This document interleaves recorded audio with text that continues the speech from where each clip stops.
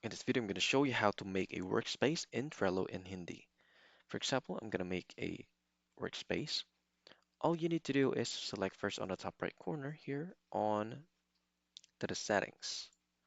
After going to the settings, simply scroll down and go on account settings. After going here, all you need to do is to select the change language and choose the Hindi language.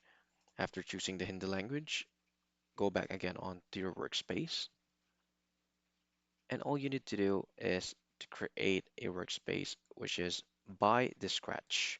Select here to create a board or create workspace view.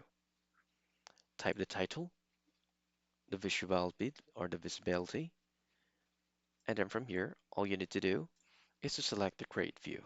And that's how to make a workspace in Trello and Hindi. If you have any questions, let me know down in the comments below and I'll do my best to help you out.